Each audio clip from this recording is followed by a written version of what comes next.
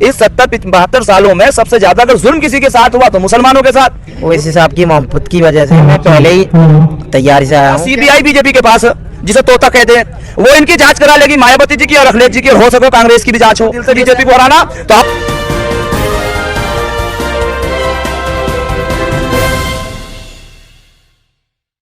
सबसे कहा जाता है कि बहुत ही ताकतवर जो जनसभा होगी यहाँ पर चेयर भी लग चुका है और दूसरी तरफ ये मंच भी है और लोग का भी आना जाना शुरू हो गया है। इसी मुद्दे को आज समझेंगे कि किस तरह से जो है लोग इनको देखते हैं, क्योंकि सबसे बड़ी जनसभा माना जा रहा है। क्योंकि हम एंकरों की आदत होती है ज्यादा बोलने का, आज मैं ज्यादा नहीं बोलूंगा, लोगों से खुद उनकी जुबानों से सुनते हैं कि वो किस तरह से देख रहे हैं। आपका नाम? मेरा नाम नजाकत अली कंभौर, जिला बिजनौर।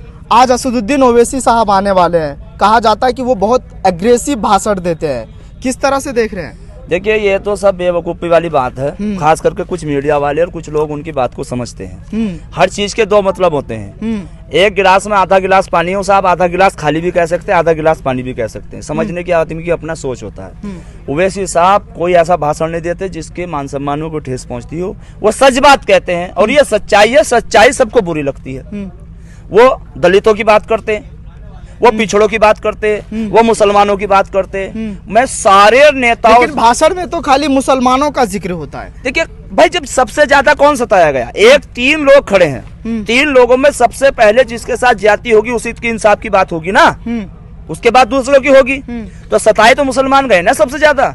इस 70-72 सालों में सबसे ज्यादा अगर जुल्म किसी के साथ हुआ तो मुसलमानों के साथ, उसके बाद अगर किसी के साथ हुआ तो ओबीसी के साथ, उसके बाद अगर किसी हुआ तो दलितों के साथ। इन 3 ही कैटेगरी के साथ तो हुआ। अब जुल्म तो मुसलमानों के साथ, बात हम मुसलमानों की कर रहे हैं। सबकी नेता जो सबकी सरकारें जब बनवाते हैं मुसलमान, तो हमसे बड़ा बेवकूफ कौन होगा कि हम मुसलमानों की बात ना करें और औरों की बात करें। तो इसलिए मुसलमानों की बात करनी पहले जरूरी है। आपने कहा कि वो एग्रेसिव भाषण नहीं देते, लेकिन विपक्ष को इबलीस शैतान कह देना, ये कहाँ का लैंग्वेज है? देखिए, विपक्ष को इबलीस शैतान कह देना, वो तरीका दूसरा कहा रहा होगा। उन्होंने ऐसे नहीं कहा, उन्हें ऐसे नहीं कहा। उन्हें कहा हमें कोई बीजेपी का एजेंट कह दे तो कोई मीडिया वाला सवाल नहीं करता। कह रहे हैं ना कि वोट काटने के लिए आ रहे हैं। वोट काटने के लिए कहाँ गए हम? वोट तो ये लोग, अगर हम वोट काटने के लिए आ गए, ये कह रहे हैं कि बीजेपी को हराना, यही तो है ना, वोट काट के बीजेपी जीत जाएगी, तो ये हमसे गठबंधन क्यों नहीं करते? हकीकत में सपा, बसपा, कांग्रेस यही बीजेपी के तर्क पर चल रहे हैं, क्योंकि इन्हें पता सीबीआई बीजेपी के पास, जिसे तोता कहते हैं, वो इनकी जांच करा लेगी, मायावती जी की और अखिलेश जी की, और हो सके कांग्रेस की भी जांच हो। ये सारे जेल में होंगे। अब ये ओवैसी साहब एक ऐसे नेता हैं, ईमानदार बिल्कुल और पढ़े लिखे, तो ये किसी से डरते नहीं है, बैरिस्टर है। वो पूरे संवैधानिक तरीके से एक एक अल्फाज को बोलकर तोलकर जब कहते हैं, ठीक है। तो ये सब अब बीजेपी को हराने के नहीं, बीजेपी को जिताने का काम सपा और बसपा कर रहे हैं। अगर इन्हें हराना ही है, जब सपा और बसपा 19 के चुनाव में एक हो सकते, गलत तो नहीं मेरी बात, 15 सीटें जीत के लाए, तो एक और महागठबंधन करो। अगर आपको हकीकत में दिल से बीजेपी को हराना, तो आओ बसपा वालों, माननीय जैन चौधरी जी को और अखिलेश जी को और मोहतरमा मायावती जी को गठबंधन ओवैसी साहब से करना पड़ेगा, नहीं तो ये बीजेपी के एजेंट। ओपी राजभर का जिक्र नहीं कर रहे, इससे पहले मुलाकात होती है, बातचीत होती है। ओपी राजभर साहब और हमारे राष्ट्रीय नेता का मामला है, मैं उसमें कोई टिप्पणी नहीं करूंगा।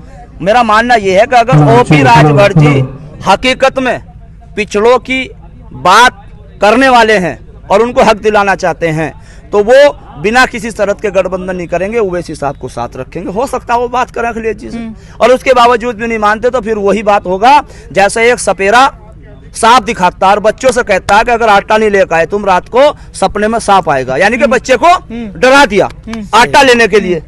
ऐसे ही ये जो राजनीतिक है, ओम प्रकाश जी हो या कोई और, अनुप्रिया पटेल जी हो, जो पिछड़ों की बात करते हैं, अगर ये कहीं गठबंधन कर रहे हैं उनसे और पिछड़ों की बात नहीं कर रहे, तो ये भी वही सपेरे वाला काम कर रहे हैं। सिर्फ इन्हें अपनी कुर्सी, अपना नेता, अपना विधायक और एमपी और अपने बच्चों को कारोबार, इंजीनियरिंग कॉलेज और पेट्रोल पंप ये चाहिए, बाकी कुछ नहीं। आपका क्या नाम है? मेरा नाम मोहम्मद अंजला कुरैशी है। मैं खतौली से आया हूँ, अभी आधा घंटा। क्यों आना पड़ा यहाँ पे? सिर्फ सुनने आए हैं मोहब्बत में? बैरिस्टर असदुद्दीन ओवैसी साहब की मोहब्बत में 5 दिन से खतौली रुका हुआ हूँ। मुझे जाना था बड़ौद, मैं बड़ौद की वजह से 5 दिन से ओवैसी साहब की मोहब्बत की वजह से मैं पहले ही तैयारी से आया हूँ। कह रहे भीड़ तो इकट्ठा होती है। जैसे देखो मेरी बात, भीड़ वोट जैसे में इकट्ठी, तब्दील नहीं हो पाती है। वोट में जरूर तब्दील होएगा। जब मुसलमान जब एक जगह आ जाएगा, वोट में क्यों नहीं तब्दील होएगा? सिर्फ मुसलमानों के वोट से सरकार थोड़ी ना